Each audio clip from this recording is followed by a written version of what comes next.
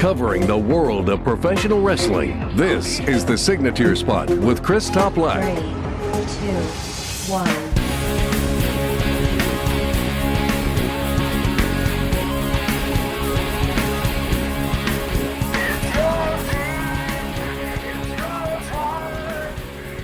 Thanks for tuning in to yet another episode of the Signature Spot with Chris Toplack. As always, I greatly appreciate your ongoing support, and thanks for the feedback from last week. The Shawn Michaels, Chris Jericho Definitive Timeline episode received some very positive feedback. This is the second in the series. The first was Tommaso Ciampa and Johnny Gargano. I'm going to keep them going, but I will not reveal what the next couple will be, but you can bet on those within about the next month or two. And I have a very amusing episode lined up for you today. I believe you are thoroughly going to enjoy it. We relive the most memorable matches and moments in SummerSlam history. I go all the way back to the inaugural event in 1988. We travel throughout the years, and I will bring back some incredible memories. That comes up in just a matter of minutes. But first, I wanted to remember the late, great Roddy Piper, the kilted one, the man you never want to run out of bubblegum around. He died in his sleep 4 years ago today. He was 61 years old. That one gutted me. It hit me hard. I believe, I've stated it before, I will state it again, the greatest heel in the history of professional wrestling. A masterclass magician on the microphone. That man knew how to gain heat. If you haven't watched some of his clips in a while, go back, do yourself the pleasure to watch some Roddy Piper clips. Man, he was great. I'm not sure if you had the opportunity to watch Raw or Smackdown this week, but I wanted to cover both shows very briefly. Raw had Paul Heyman's fingerprints all over the show. It kicked off in a very bizarre manner. I'm not making any of this up. A literal pile of wrestlers pinned R-Truth. Mike Kanellis emerged as the new 24/7 champion. Then back in the locker room, Maria threatened to kick her husband in the vagina. He was forced to lay down for her with a referee there. 1, 2, 3. Maria is your new pregnant 24/7 champion. It was pretty amusing, actually. And then AJ Styles versus Ricochet is official at SummerSlam. That's going to be a potential show stealer. I will be there live and in person to take it in. Two of my favorites. So as you can imagine, I cannot wait. Moving ahead, the OC are your new Raw Tag Team Champions. That is Gallows and Anderson. That means the OC, consisting of Gallows, Anderson, and AJ, are all wearing championship gold. And then Seth Rollins took a wrong turn. He ended up in Suplex City. Brock Lesnar pummeled and punished Seth Rollins. Paul Heyman literally begged the Beast to stop. It was a very effective segment that further solidifies Brock as an unstoppable monster. Then he took it one step further, because Brock Lesnar ripped Seth Rollins out of the ambulance. He was on the gurney, and he finished his assault. So Seth Rollins is looking pretty beat up ahead of SummerSlam. And then it was supposed to be a Samoan summit, but instead it turned out to be a huge brawl to conclude Raw. And the undeniable highlight for me was Cedric Alexander leaping off the set. If you missed it, I posted a little video of that on my Twitter account. It's also on my Facebook fan page as well. It was incredible. So if all of these Samoan summits turn into literal brawls, I'm happy to see them continue to be organized. Since SmackDown took place in Memphis, Tennessee, it was only natural to have Jerry Lawler return and host King's Court. A great ovation for him. His special guest, Trish Stratus. It was predictable, and now it's official. Charlotte will take on Trish Stratus at SummerSlam in Toronto. Very interesting to see how that match plays out. A little off topic, by the way, but I've been watching a lot of Jerry Lawler's work as of late. I've always been a fan, and his feuds with the likes of Andy Kaufman, Eddie Gilbert, Austin Idol and Tommy Rich, Randy Savage and Kurt Hennig all stand out as some of my favorites. Nick Bockwinkel, we can throw that in there as well too. So if you want to relive those feuds and those matches in all of their glory, watch them on the WWE Network. And then the show ended in a very odd way, a little hokey in my eyes. The conclusion of SmackDown resembled a game of Clue. Was it Mr. Mustard in the kitchen with the wrench? Roman Reigns escaped catastrophe after he avoided falling equipment that someone clearly pushed over, and that was essentially the end of the show. That was it. So now that's the mystery as to who did it. Hopefully we will find out next week, or at the very least at SummerSlam, because he was supposed to announce his open challenge or whoever he was supposed to face. Since 1988, SummerSlam has been a fixture for the WWE. So today, we're going to relive the most memorable matches and moments from the history of the event. I'm going to try to cover them all. If I miss a few, have no worries. You can let me know all over social media. And it starts right now. Our topic of the week. SummerSlam has long been hailed as the biggest party of the summer. I'm not necessarily sure that's true, but I do look forward to it every single year. And it is one of WWE's core 4 pay-per-view events on an annual basis. So during this episode, I wanted to relive the most memorable matches and moments from this historic event. But first, let's go over some SummerSlam facts. How about that? The inaugural SummerSlam event was held in 1988. It was headlined by the Mega Powers, quite the duo consisting of Hulk Hogan and, ooh, yeah, that's right, brother, Randy Macho Man Savage. And they took on the Mega Bucks that consisted of Ted DiBiase and Andre the Giant. And this event was officially the birthplace of the TLC match back in the year 2000.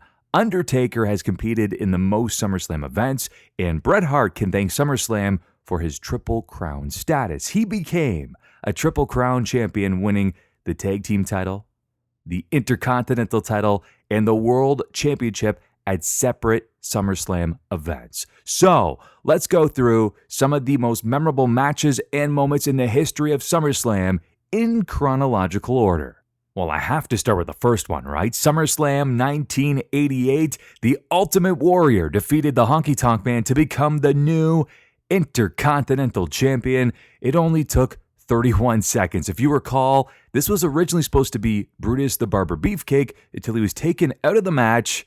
Then Honky did not want to be informed on his replacement, and clearly this backfired. Also from the same event, I noted it off the hop, Hulk Hogan and Randy Savage defeated the Mega Bucks. It was Ted DiBiase and Andre the Giant.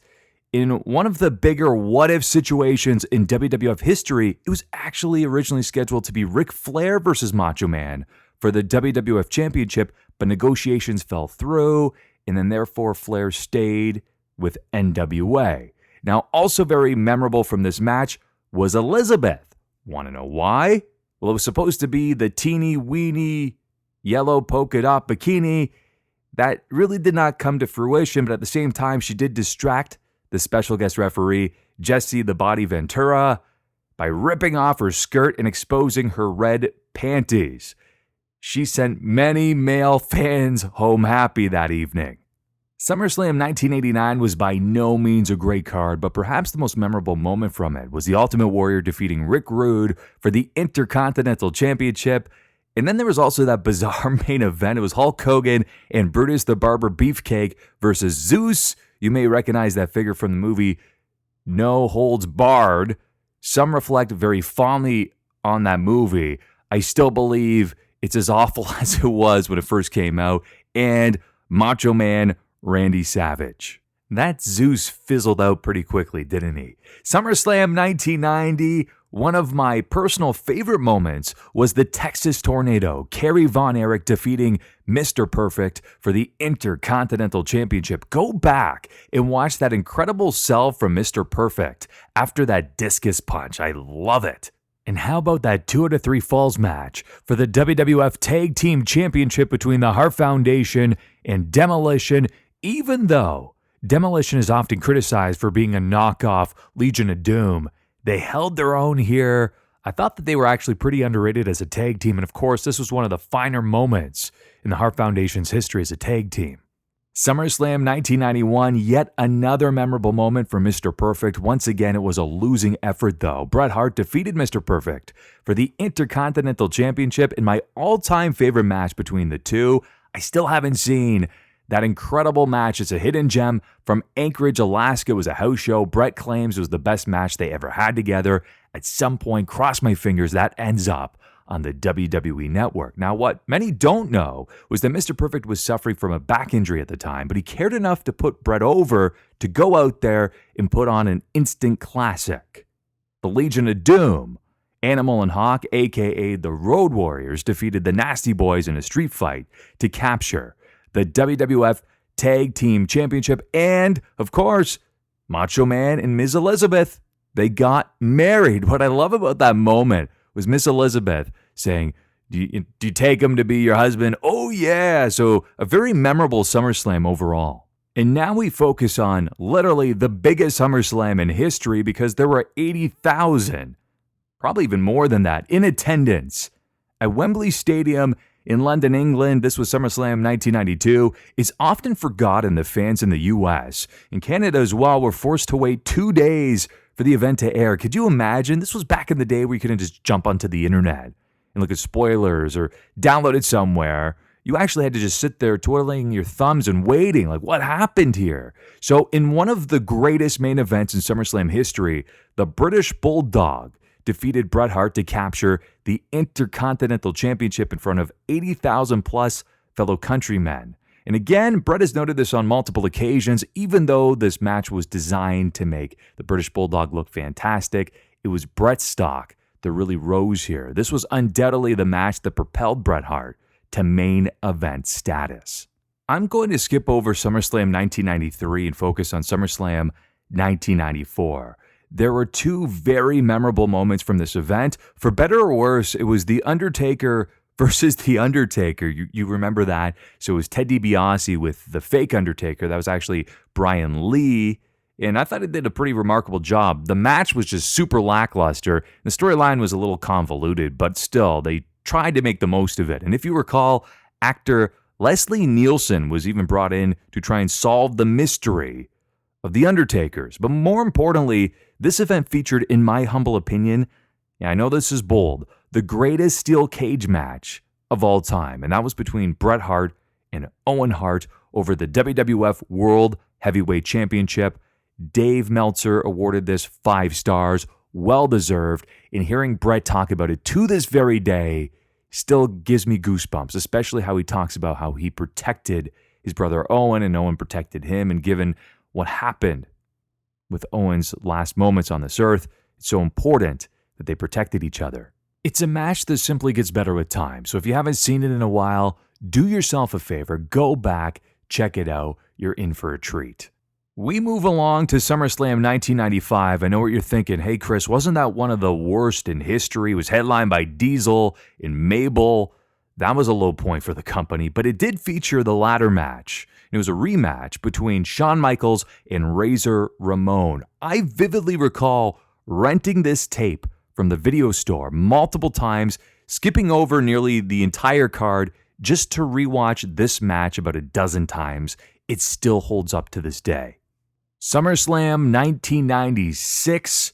Ooh, this is a fun one. Mankind versus The Undertaker. They competed in the very unique and still much discussed Boiler Room match. As a kid, I was infatuated with this match because it took place backstage and it was very well produced as well too, yet still very gritty. Paul Bearer ultimately turned on The Undertaker by slamming him in the head with the urn to align himself with Mankind. And then Shawn Michaels ended up retaining over Vader in what many considered to be an upset. At the time, Vader was positioned as this unstoppable monster, and I, for one, did not expect Shawn Michaels to get his arm raised. SummerSlam 1997, this event featured my all-time favorite wrestling poster. Out of any promotion, I love it that much. It's Bret Hart standing in front with The Undertaker behind him within the dark clouds. It's super effective. If you haven't seen it, if you forget what it looks like, go check it out in just a matter of moments. I still believe it holds up to this very day, and I miss the fact that all these great posters just really don't exist anymore. So the show opened with the very underappreciated steel cage match between Mankind and Triple H. I watched that one recently again. It also holds up. And this was memorable for all the worst reasons possible. Owen Hart ended up dropping Stone Cold Steve Austin on his neck after a botched pile driver. Austin was even temporarily paralyzed from this. I believe, and many do believe this as well, his career was cut short due to this moment. Now, speaking of underappreciated matches, the main event featured Bret Hart versus The Undertaker for the WWF World Heavyweight Championship with Shawn Michaels as the guest referee. It was fantastic. Up until this point, it was undoubtedly Taker's best match. So Shawn went to hit Bret with a chair. He ducked.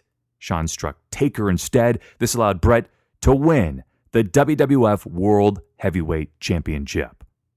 SummerSlam 1998, it was Triple H defeating The Rock in a ladder match for the Intercontinental Championship. It took place at Madison Square Garden. This was a real breakthrough moment for Triple H, and it proved that he could be a top star for years to come. As for The Rock, he was already well on his way for that historic rise to stardom. SummerSlam 2000 is best known as the birthplace of the TLC match. This match between the Dudleys, the Hardys, along with Edge and Christian, really changed the course of history forever. It also features some very well-known spots, such as Jeff's failed Swanton Bomb. If you recall, Bubba quickly moved off the table. Jeff goes through it. The table basically explodes. It was very memorable. They showed it in a lot of different highlight reels. Bubba was knocked to the outside through, I believe, 4 double-stacked tables. Matt, of course, suffered the exact same fate. Also, as well, I just rewatched this moment recently. Steve Blackman knocked Shane McMahon high off the set. This led to Shane falling 40 feet onto the concrete floor. SummerSlam 2001 transpired in the middle of the Invasion angle. In fact, this was the next event following that Invasion pay-per-view. Kurt Angle defeated Stone Cold Steve Austin to become the new WWF World Heavyweight Champion, and The Rock defeated Booker T to capture the WCW Championship, aka Big Gold.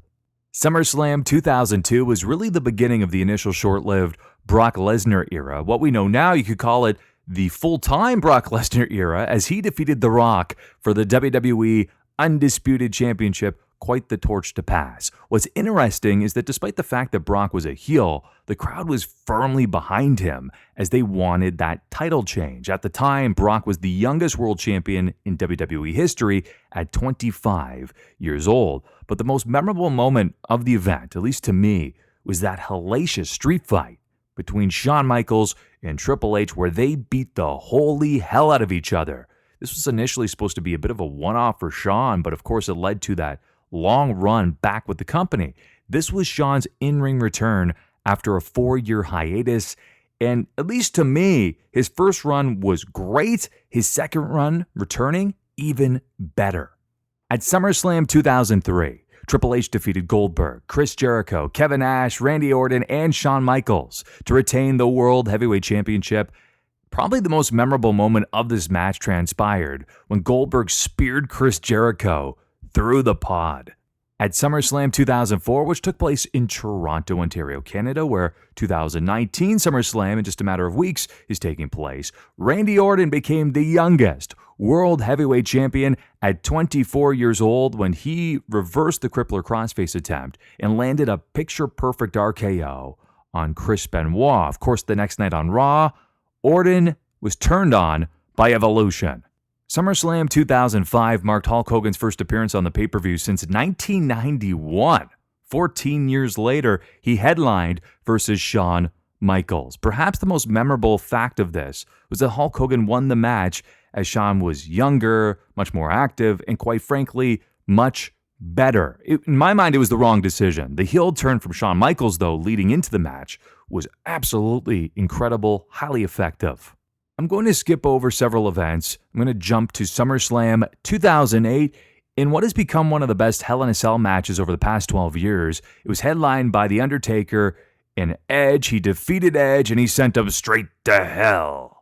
SummerSlam 2009 featured several great matches, including Dolph Ziggler versus Rey Mysterio for the Intercontinental Championship, Legacy versus DX in a tag team match, and CM Punk defeating Jeff Hardy in a TLC match for the World Heavyweight Championship. SummerSlam 2010 featured a very memorable moment as opposed to a memorable match. I thought it was a little bit lackluster, very convoluted because it's 7-on-7. Who makes these? It was Team WWE versus Team Nexus. Now, it did feature the return of Daniel Bryan to the promotion as well. SummerSlam 2011 had two major title changes transpire. First, Randy Orton defeated Christian in a no-holds-barred match to become the new World Heavyweight Champion. I simply love the chemistry between these two, and I believe that these were some of Christian's best singles matches within the WWE. Then CM Punk defeated John Cena. That was a great match, one of John Cena's best matches up until that point, with Triple H as a guest referee. Then out of nowhere, Kevin Nash returned to jackknife powerbomb CM Punk, which led to Alberto Del Rio cashing in his Money in the Bank contract to defeat Punk and become the new WWE champion. I never understood why they brought back Kevin Nash for this storyline. It just didn't work. We skip ahead to SummerSlam 2013, and it featured two of my favorite SummerSlam matches of all time. The first was Brock Lesnar defeating CM Punk. At this point, Paul Heyman had turned on Punk to realign with Brock Lesnar. Then, Daniel Bryan also defeated John Cena to capture the WWE Championship, but the celebration was short-lived as Triple H landed the pedigree onto Bryan, which allowed Randy Orton to cash in his Money in the Bank contract to become the new champion. I guess all good things don't last forever. This further established Daniel Bryan as the underdog that we wanted to see on top after he was continually held down by the Authority. SummerSlam 2014, Lesnar took John Cena to Suplex City. Lesnar proceeded to dismantle John Cena in a one-sided beatdown. I remember watching this thinking, wow, I can't believe this is actually happening. Lasted over 15 minutes, which in Brock Lesnar's world doesn't happen very often anymore, and it saw the Beast land a remarkable 16 German suplexes. Lesnar became the new WWE World Heavyweight Champion, a reign that lasted until WrestleMania 31. SummerSlam 2015 is best well known for two matches that featured very disappointing conclusions. The first was the long-anticipated rematch between Brock Lesnar and The Undertaker. The last time they competed against each other was WrestleMania 30, and of course we know the conclusion. The streak was broken. Brock Lesnar was the one behind 21-1. And then the second was a winner-takes-all match for the WWE World Heavyweight Championship and also the WWE United States Championship. And that was between Seth Rollins and John Cena. Now here's where it gets very strange. Former Daily Show host Jon Stewart turned on John Cena by hitting him in the gut with a chair, which allowed Rollins to capitalize and hold both titles. SummerSlam 2016 is best well known for a show-stealing match in an all-too-realistic moment that really blurred the lines of reality. The match between AJ Styles and John Cena ultimately stole the show, no doubt about that. The match featured excellent near falls, with both men taking each other to the limit. Styles won with the phenomenal forearm after surviving a super attitude adjustment. During the conclusion of Brock Lesnar versus Randy Orton, the Beast started to throw some very stiff elbows onto Orton, with one eventually causing a giant gash onto the left side of his head.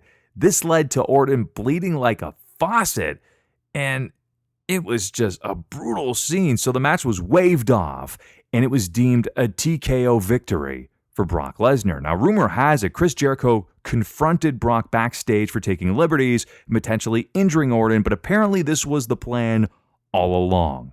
At SummerSlam 2017, Dean Ambrose became the first Grand Slam champion from the Shield when he captured the Raw Tag Team Championship alongside Seth Rollins. SummerSlam 2018 featured several significant title changes in the beginning of the Man as we know it. So Charlotte Flair inserted herself into the Triple Threat Championship match against Becky and Carmella. She ultimately won the match, which ended Carmella's reign. Now, following the victory, Becky Lynch slapped Charlotte and then proceeded to attack her. While she was supposed to turn heel in the process, the fans were adamantly behind Becky Lynch. Ronda Rousey put forth a dominant performance. Alexa Bliss got in virtually no offense, at least that I can recall, to tap out to the armbar. She became, and that's Ronda, the first woman to hold WWE and UFC gold. And in the main event, Roman Reigns finally defeated Brock Lesnar, thus ending his 504-day title reign. With SummerSlam 2019 being a solid card and featuring the likes of Brock Lesnar versus Seth Rollins, Bray Wyatt versus Finn Balor, Ember Moon versus Bayley, and Kofi Kingston versus Randy Orton, I'm sure we will witness many more memorable moments and matches in just a matter of weeks. Next week, I will provide a full preview with predictions for NXT TakeOver and SummerSlam. Now, of course, I couldn't have covered every single memorable moment and match from the history of SummerSlam. I thought we covered a lot of ground, so if you want to add some that may have been missed, you can add a YouTube comment or, of course, write me on social media, on my Facebook fan page, Twitter, wherever you can find me. As always, I greatly appreciate you tuning in to yet another episode of The Signature Spot with Chris Black. You know I am humbled by the support. And don't just do it for me. Do it because you genuinely enjoy the program, but keep retweeting it and spreading the word. Let's get more people tuning in on a weekly basis. So tell your friends, family, and of course, fellow wrestling fans to tune in every single week. There's about 44 episodes now they can catch up on. And until next week, happy trails to you until we meet again. This concludes another episode of The Signature Spot with Chris Black. For new episodes, subscribe on YouTube, Stitcher, Spreaker, iHeartRadio, or iTunes. And don't forget to follow The Signature Spot on Facebook for exclusive clips, polls, and opinions. She wasn't dead, only left her body for a little while. In spite of the